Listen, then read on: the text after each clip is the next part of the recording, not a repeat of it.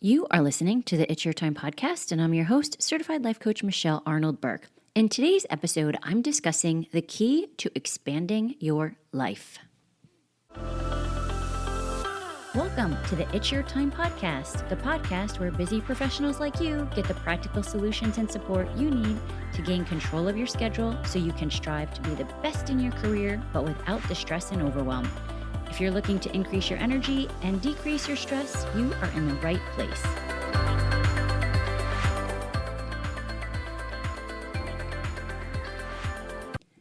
Hello. Welcome back to the podcast, friends. How are you doing today? Valentine's Day is right around the corner.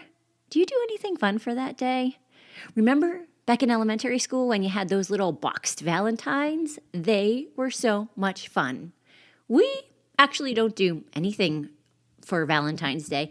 Really, every day is like Valentine's Day in the Burke household. Just ask Mark.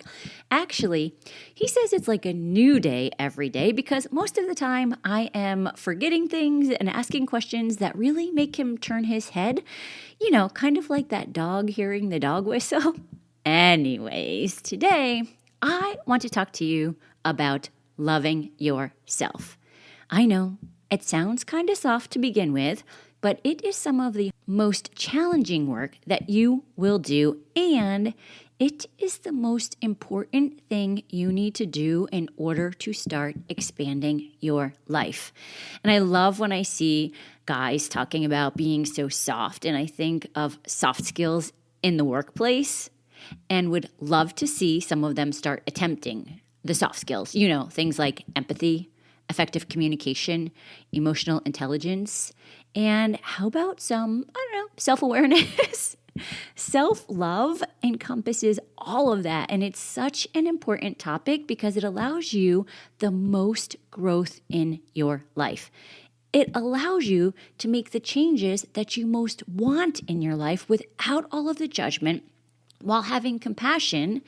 And I'm not saying you can't make changes if you don't love yourself and you don't have compassion and you don't become aware of how you talk to yourself. And maybe you don't even fully understand the identity that you think of yourself. I'm just saying that it's going to take longer. And we know this is all about your time here. So let's make those changes now and get you on the accelerated path, right?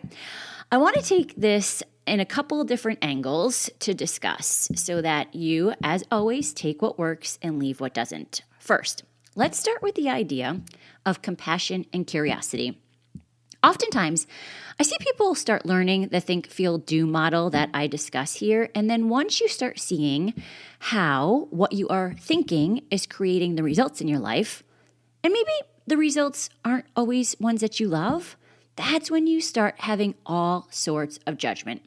I should think this, or why do I keep doing this? And I will tell you, shooting on yourself is one of the things that will for sure hold you back because it implies that you are somehow doing something wrong or you're thinking it should be done based on what others think. So instead, try saying, I could do this if I wanted to. And I'm choosing not to because, insert your reason, or I'm choosing to because, insert your reason. It just allows you the ability to gain awareness around your reasons. And then I always like to ask, do I like my reason? And there are many examples. I know I catch myself saying I should, for example, drink more water.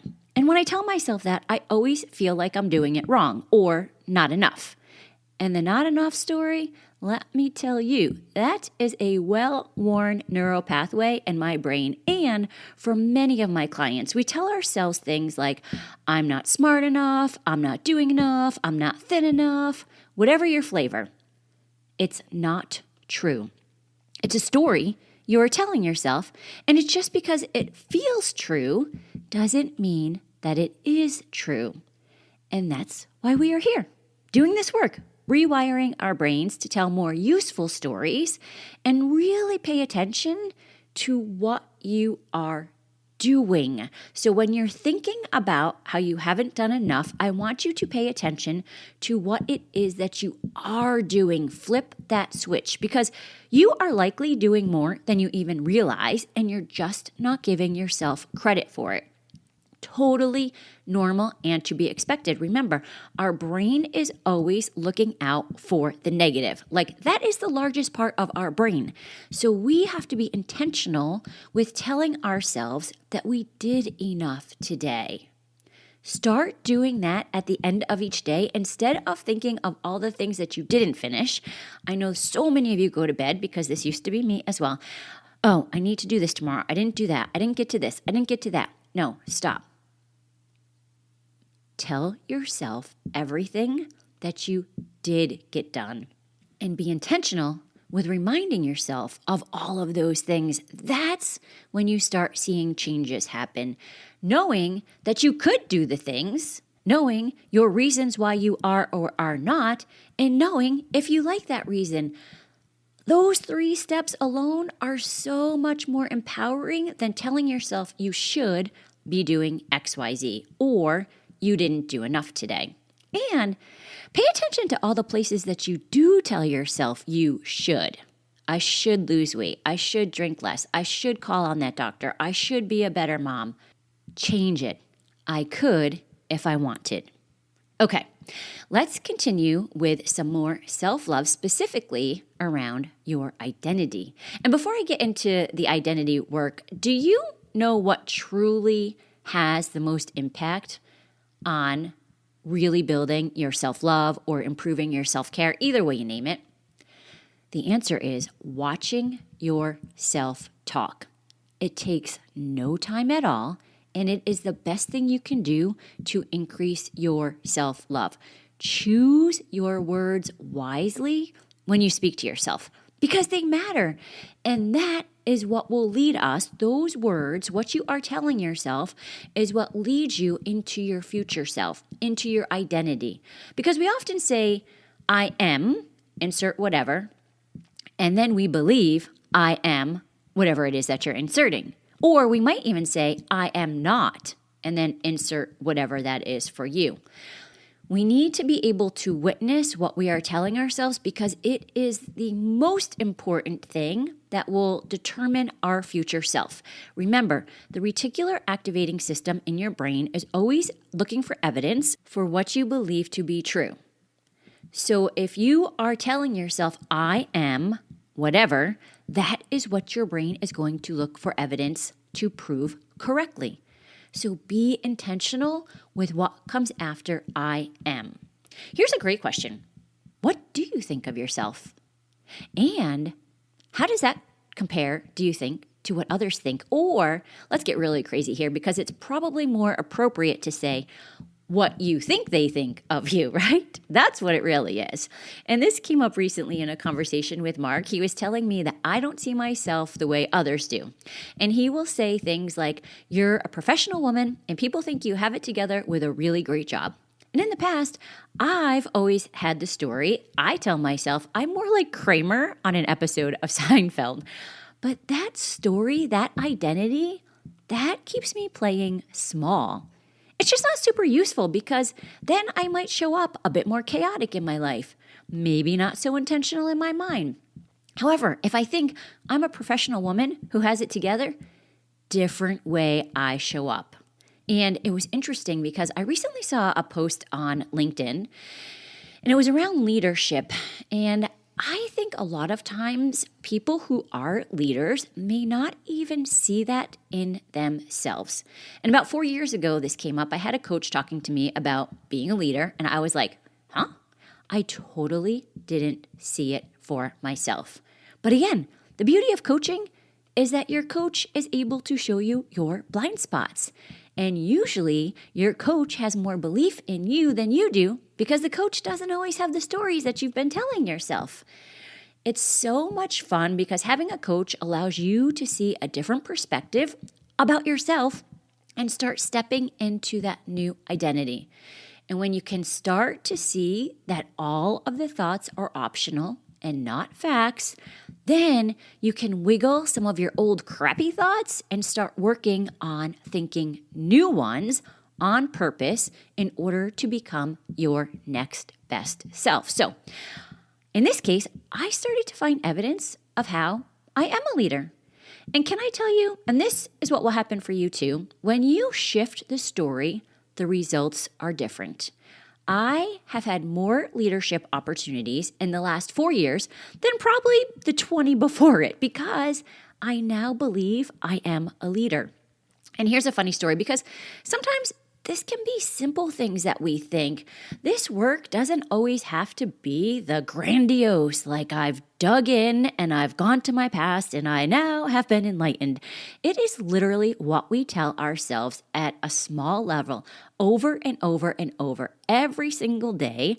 And that's what we start to believe is really a fact, right? These are the thoughts that just seem to feel so true because we've told ourselves it for so long. And like I said, it can be so simple because a couple of weeks ago, I was showing Mark a picture of me and my teammates, the ones that I just completely love and adore. And I told him, I look so short next to these people. And he looks at me and says, you are short. You're short and you're old and you're skinny and you just don't see it. And I informed him that I for sure am not taking on the old story. Maybe the short. And here's an interesting part of that story because I've mentioned here before that I was 99 pounds in 3rd grade. So for me, there's a lot of rewiring of the brain to get to the point where I would ever call myself skinny. So that one we can just, put to the side and keep working on. But that is my point. These are the stories that we tell ourselves over and over and over. And we think they are facts, but clearly they are not. So what are the stories that you tell yourself about yourself? I want you to hear me when I say, again, they are not facts. If they are helpful to you in getting to your goals, rock on, keep them. But if they are holding you back, if they are beliefs maybe from parents or teachers or family members and they're not helpful, start challenging them. What else could be true? How are they not true? Now, I'm not saying you go from, I am someone who can never lose weight and keep it off, to a thought along the lines of, I'm amazing and I will never have another struggle with food. That's not the work here. You just start by going from A to not A, meaning from maybe the thought, I'm someone who can never lose weight and keep it off, to maybe something more like, I'm learning new ways to fuel my body in a way that works for me. This idea can be used around planning your time, relationships, managing your money, everything, because how we do one thing is how we do everything. So instead of telling yourself that you have no time for self-care, for example, maybe you start telling yourself, I am willing to take 5 minutes to just consider what I want today. Self-care is not always bubble baths and massages. It can be as simple as paying attention to what you are thinking. Like I said, changing your self-talk is where the magic begins. And I promise you this, you start with 5-10 minutes to see what you are thinking about yourself, you might be shocked. The thoughts are so unconscious sometimes.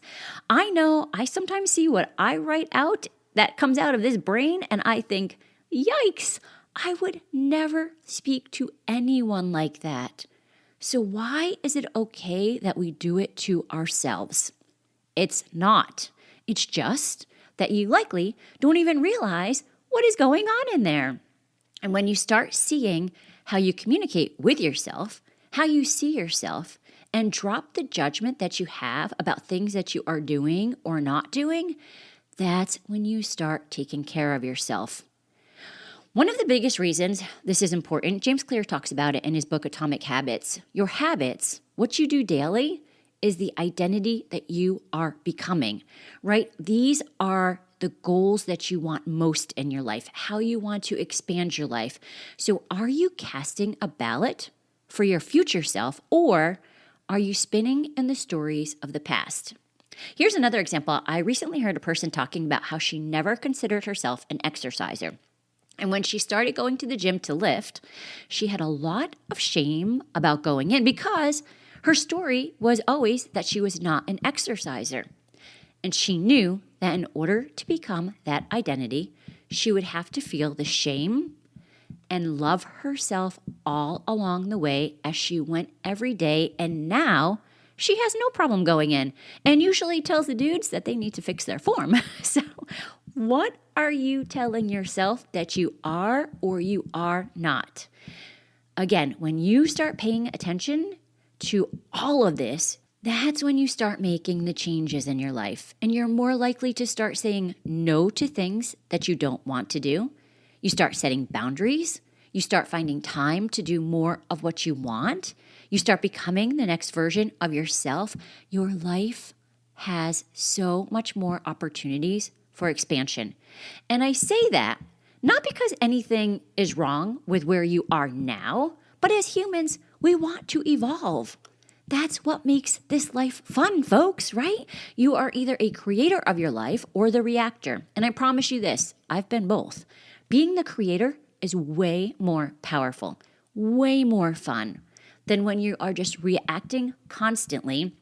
That's when you're draining your energy and you feel like a victim to all of the external circumstances.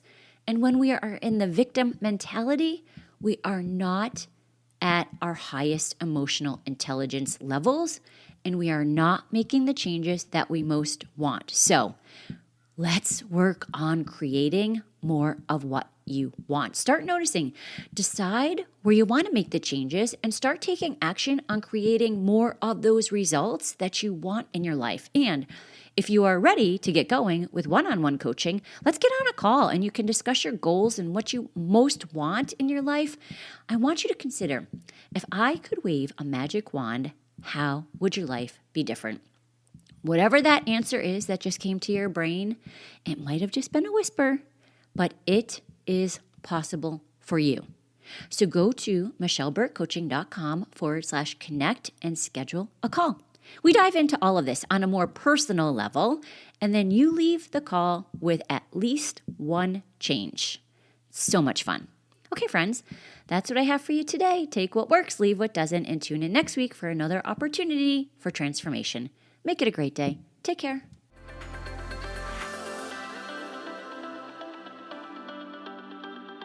Did you know you can take this work to a deeper level with me one-on-one? Go to michelleburkecoaching.com and click on Get Started to begin.